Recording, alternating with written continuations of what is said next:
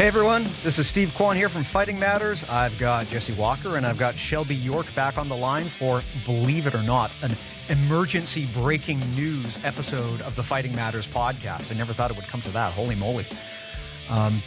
Jesse, Shelby, who's going to introduce the topic? Do you want me to kind of briefly go over it? Or Shelby, it sounds like you're kind of queued up and ready to go.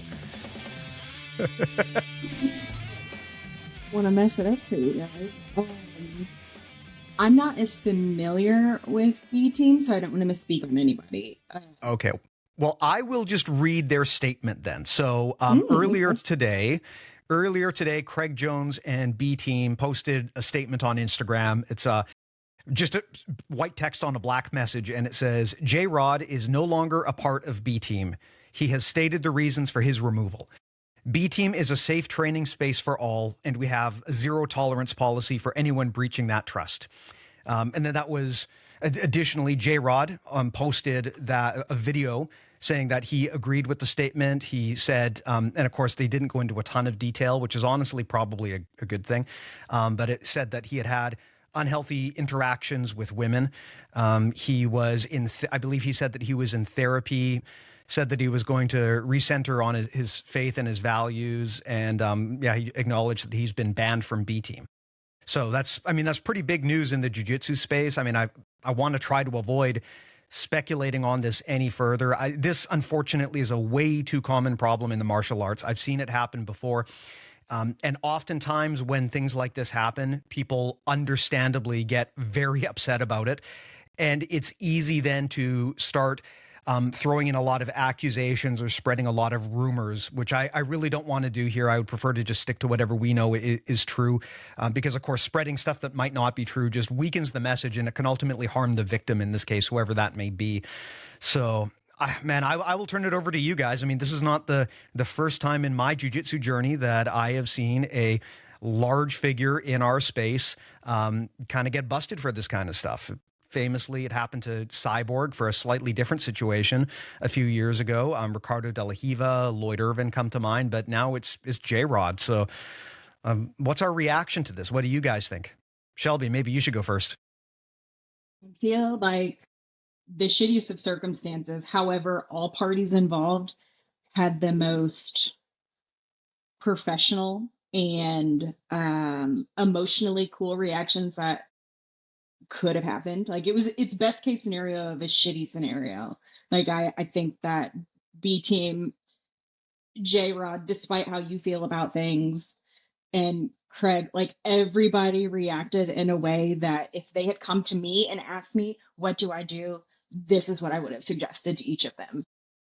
Like from the outside looking in, and like from being a female in the industry and the position I'm in currently, this is a win. This is best case scenario. This is best reactions. It's professional. It's to the point. There's not a bunch of ugly language. There's not a bunch of name calling and speculation. It is all very cut and dry and very direct. And I appreciate that. And I hope that the women at their gym and the women that are looking at this can see it as a win and less of a, this is happening all the time, and more of like the victim mentality and more of being enraged. I hope that more women see this as a win, like shitty circumstances, but it's a gift and a shitty package. Like this is the direction we need more of this, if that makes sense.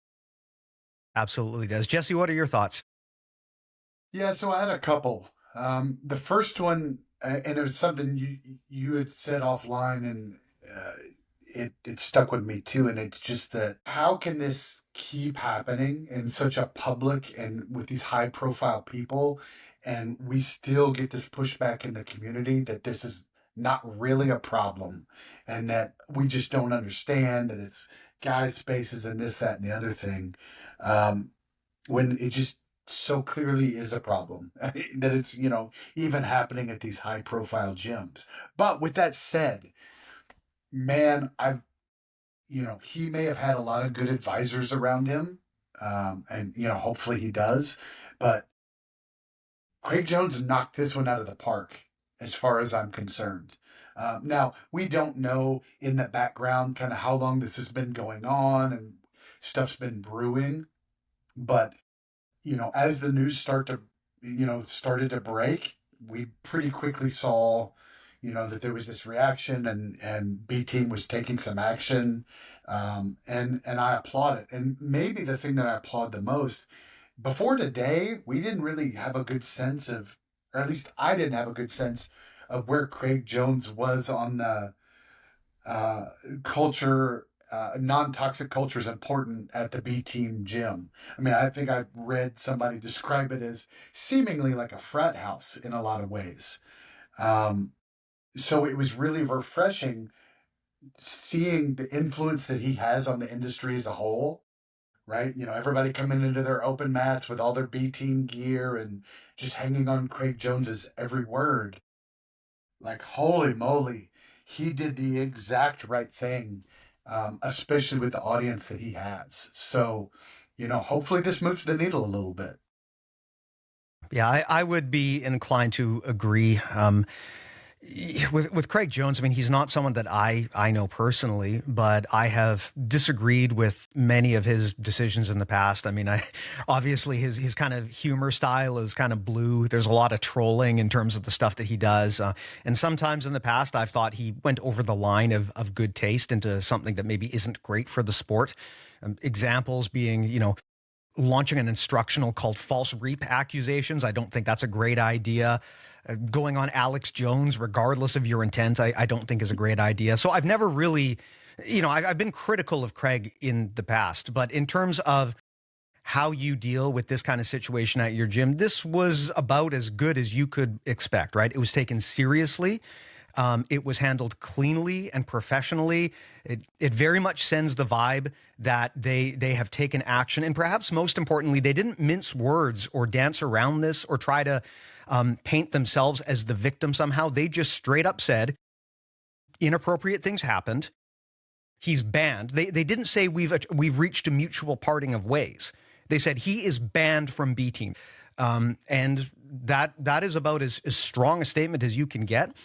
People, when they hear things like this, they often want more details, and it's kind of natural for human beings to look for explanations as to what happened. But from the perspective of everyone involved, kind of keeping things the way that they did, I think was for the best, right? Because look, the general public, it's not always in the best interests to share the details of what happened, because there were victims here, I presume, right? And the more information that you share, the more you increase the trauma to those victims. So while people may find Craig's brief answer here to be unsatisfying, I think it was well handled. And what I have always said is that, look, no matter how good your intentions are, no matter how good you try to build a culture, at a certain scale, bad things will always happen under your flag. It's unavoidable.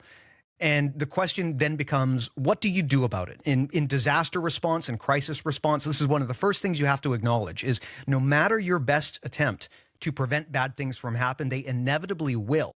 So the question then becomes, what do you do about it?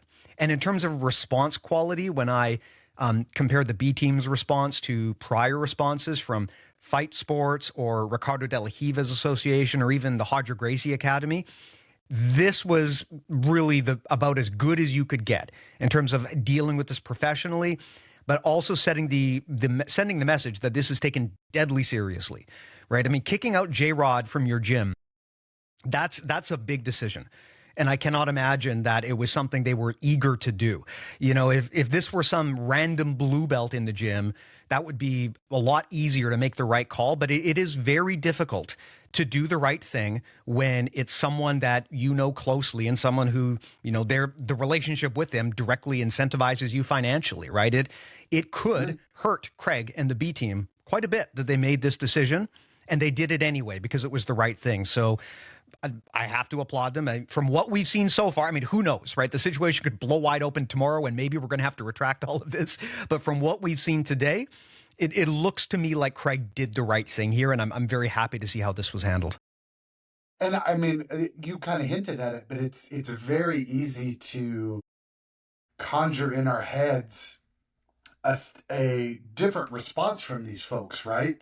JRod in and of himself was probably a financial benefit to B Team having him there. There was family entanglement with Nicky Rod being there. and, having to deal with all the family dynamics, and it could have seemingly seemed very easy to sweep this under the rug and, make it less than it was, and, turn it into not a big deal, and handle it very similarly to some of the other folks in the past. This was tough. I know, because, nothing necessarily of this magnitude, but Shelby and I've had to make some tough decisions like this. They are not made lightly, and they are not made easily.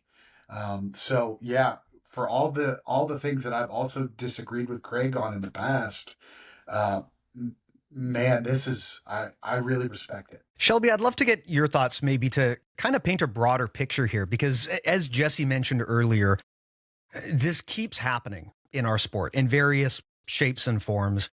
And despite the fact that it keeps happening and people like you keep talking about this, there's a lot of people in the sport who really still try to shut down this conversation, and they think it's overblown. But yet it keeps happening. I mean, I've been training jiu-jitsu for maybe 17, I don't even know how many years now.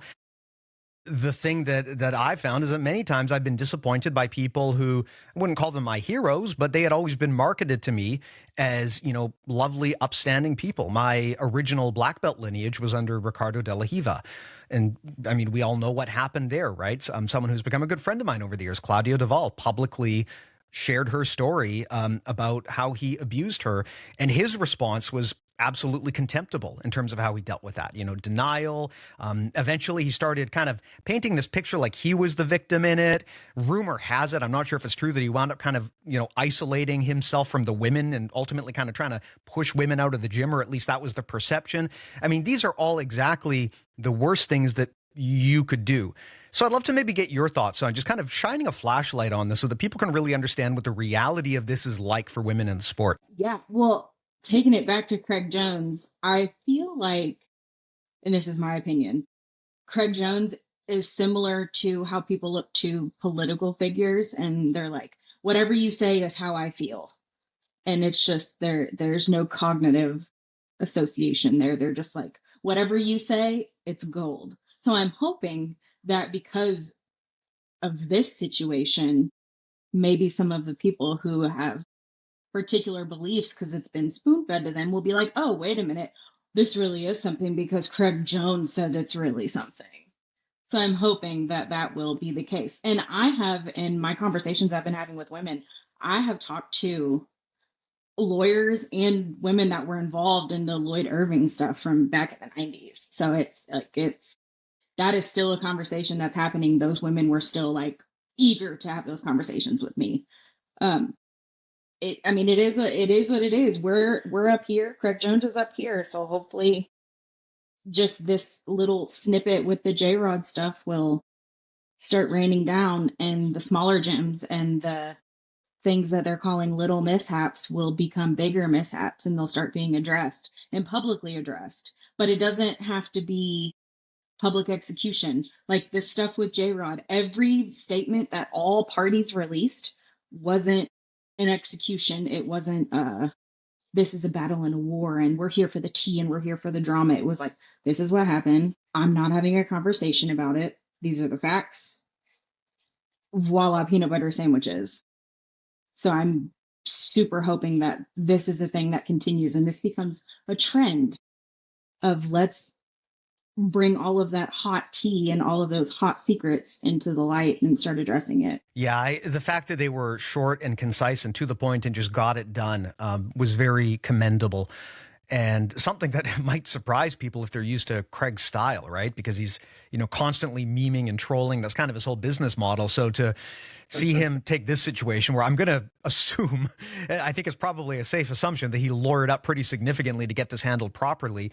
This was a textbook response. I was really happy to see that it was taken seriously. And like you said, Shelby, a significant portion of the jiu-jitsu population is young, impressionable men who really just take whatever their sport heroes in jiu-jitsu say and just kind of run with it. So for Craig to make this statement, and then even for JRod to corroborate it, I think it sends a good message that this stuff isn't tolerated, and it also kind of shows a best practice about how these kinds of problems should be handled at a professional gym. And that's really refreshing because, again, this is B-Team, right? They have a certain type of reputation as being kind of like a boys party club. And so to see this out of them is very refreshing. And it's about the best case scenario that I think one could expect. Yes. And the other thing that I really like, and again, like this is a new story. We don't have a lot of the details, but everything that I have seen, JRod, Craig Jones, they're not naming any of the women. We spend a lot of our time protecting the abusers and protecting the men that are perpetuating the crimes and violations. But I don't feel like a lot of the women get that same protection. So I am very happy that as of now, we have not had any photos leak or names released, or it's just anonymous females from B-Team. You know what I mean? They need to be protected at all costs. They don't need to get shit from anybody or unwanted support. They need to be left alone. That's a really important statement, and I'd love to hear you expand on this because I have certainly seen this myself where men with the best of intentions will try to defend and protect a woman who has been abused. But in the process of doing so, they kind of overshare more information about her and actually expose her further, which is probably not something, if a woman wants to do that, then that should be her choice. I would venture to guess that many women in this situation, probably the last thing they want is their name attached to all of these storylines and all of the details about their personal life to be exposed further. And beyond that, when that happens, when people kind of start bandwagoning on and throwing in their 2 cents, it can create this other problem now where it can give the accused ammunition that they can use to counter the argument, right? If a whole bunch of people crawl out of the woodwork and start throwing out public accusations against them without corroborating evidence, now the accused can go ahead and actually make an argument in their defense, right? And that can distract from whatever claim was originally made. So I think it's very important to have some restraint and to not try to be an internet investigator when this kind of stuff happens, right? Everyone loves to jump online and share what's happened and post about what's happened. And when it comes to shedding light on the victim, and exposing them, that's often not in their best interests. I think that in this case, keeping it closed and protecting the identities of the victim and the nature of what happened is probably the best for everyone.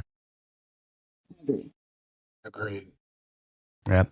It's interesting because, again, this, when you hear JRod's response, a lot of it was sort of textbook. He said that he had unhealthy interactions with women. He did not expand any further, which again is probably for the best, because the more details you share, the more you can start to personally identify who's been talked about. But beyond that too, you kind of heard the same sort of standard explanation, right? I mean, I believe he said that he's been in therapy. He claimed a pornography addiction. And I mean, I can't cite whether that's true or not.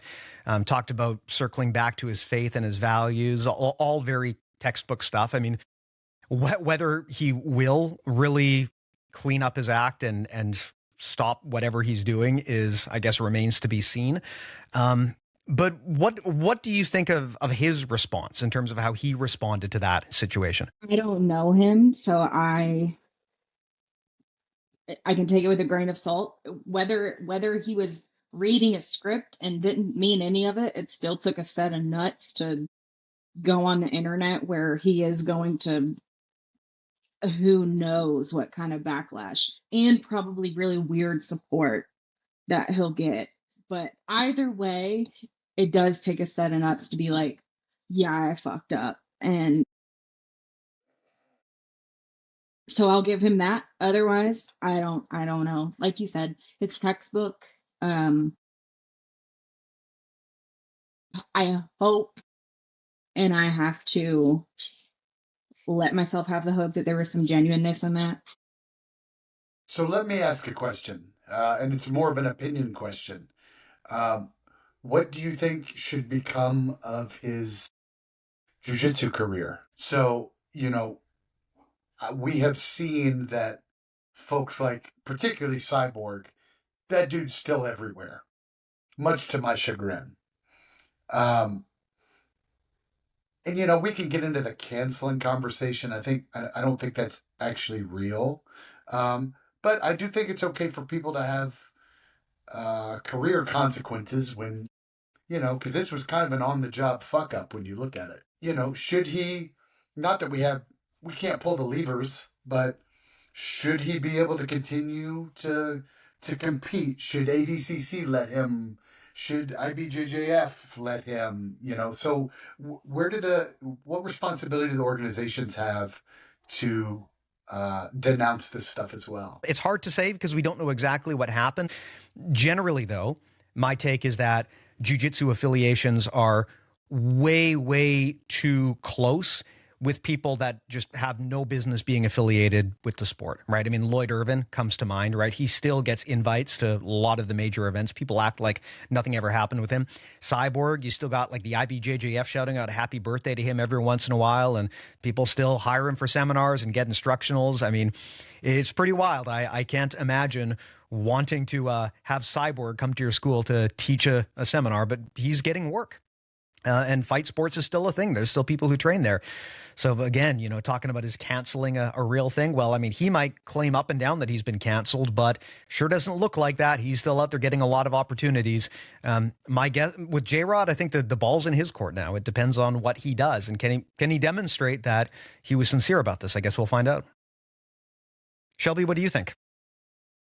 It's tricky because even in the position and the feelings that I have, there's a lot of questions that I could drum up in my head to be like, well, what does his ability to compete have to do with his inability to be a safe grown-up around his peers and students at the gym?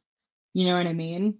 But it has everything to do with it because you have displayed that you were given an ounce of power and look what you did with it. So I don't know. And it depends on what he does. It depends. He owes a lot of people apologies. We need actions, not words. Yep. I think that's well said. Jesse, you and I were talking recently. I made you watch that show Adolescence. And I would love to do a whole episode on that at some point. But for those who don't know, it was big on Netflix for a while there. And basically it talks about what it's like to kind of grow up as a young boy, young man in today's world where you are so bombarded with just negative stuff on social media. And of course, in this case, we don't really know exactly what happened here, but I mean, JRod did talk about, having an addiction. I don't know how true that is. I certainly can't cite it or claim it, but I think that in a lot of ways, social media, and it really doesn't do any favors to young men right now. And so I think it is important when you see like Craig and the B team take a strong statement like they've done here. But I worry that as long as we live in a world like we do now, there's always going to be more of this, right? And I mean, Jesse, you're a father as well. So like me, I am sure that you're terrified of what's going to happen to your child as they grow up and enter their teenage years. What are your thoughts on kind of just the health, especially of young men in the sport of jiu-jitsu? Because you guys are right. Like, we don't have a lot of great role models sometimes, and the ones that we look up to, they can, like in this case, they can let us down. It's something I have anxiety about a lot. Shelby and I are both raising a boy and a girl, so we're kind of dealing with it on both sides of the coin. Especially after watching that show. Shelby did not watch it, and that was probably at my urging. Oof. But it is a problem. It is a problem as a parent, making sure that we are protecting our kiddos from being exposed to things that are dangerous to them. Exposing them to good role models and the goodness out in the world, and figuring out how to keep those things somewhat separate. Being in, like you said, right, the jiu-jitsu world's not just the jiu-jitsu world. There's this outside influence always coming in, and when there's just toxic sludge getting spewed everywhere, it's going to continue to leak in no matter how much of that stuff we shovel back out of the boat. So, I mean, we've got a fight ahead of us, a big cultural fight, if we want things to truly be universally different. I think that as the saying goes, culture isn't what you preach, it's what you tolerate. And it is very difficult when something like this happens and you have a crisis like this. Often it's going to blindside you. And so it is very difficult to do the right things because, look, it might be someone that you're very close with. It might be someone that you have a financial dependency on. And it can be hard to do the right thing when you kind of wake up and you roll into work one day and something like this happens. And now you, as the community leader, have to take action. And it could be against someone that you hold very dear to you. So it's all the more reason, though, why it's important to do the right thing when this happens, because it sends a message. If you let this happen once, it's going to happen 100 more times. And so the way that you prevent this is by taking stern action the first time it happens to show that there is, in fact, zero tolerance, right? And I would equate this to what happened at Fight Sports with Cyborg, right? Where they had known about the issues that one of the people was causing there, but they actually still kind of let him train in secret for a while, and they were trying to hush it up on the back end. And I mean, God, like if it was I don't so know, gross. Yeah, I don't know to what extent people are truly aware of the Fight Sports story, but the problem there isn't just that, crimes happened under the Fight Sports banner. It is the willingness of Cyborg and the people at the gym to try to suppress that or disregard that or otherwise not take it seriously. So in this case, that didn't happen. And I'm really glad to see that didn't happen. Absolutely. A super good solution and a thing that would behoove many of the people that are in kind of Craig Jones' position, kind of in the top tier, to release statements and support B-Team and support Craig and be like, yeah, we are also. It's not it. This is not how we're doing things. That would be incredibly beneficial. Yeah. I mean, the one thing that's a great suggestion. I mean, if anyone's listening to this, right, throwing your support out when people do the right thing. It's hard to be the first person to speak out, but if other people are doing the right thing, if you pile onto that and reinforce that, that's an easy way for people to speak out without taking too much blowback. Because I understand that many people are hesitant to make statements because they don't want to rock the boat too much and draw negativity towards them. But if other people are making those statements and you reinforce that, that's going to be a lot easier. And I think that's a good point. I mean, I'll probably go and post something in support right now after this because I think this is a model of how to deal with a very bad situation. I think they handled it very professionally, and most importantly, they showed zero tolerance, and they did not expose or create any liability for the victim at all, which I think is the best thing that you possibly could have done. Absolutely. I call it productive suffering, the uncomfortable conversations that you have to have for things to work. It's productive suffering. Yeah. Well said, Will. I mean, this is just kind of a reaction video. Anything else that you guys wanted to throw out there while we're having this conversation? No, let's just keep doing the right thing the right way. Keep it up. Or do the right thing the wrong way. Overreaction better than underreaction. Yeah. Awesome. All right. Well, thanks, guys. This is Fighting Matters. Signing off. Take care.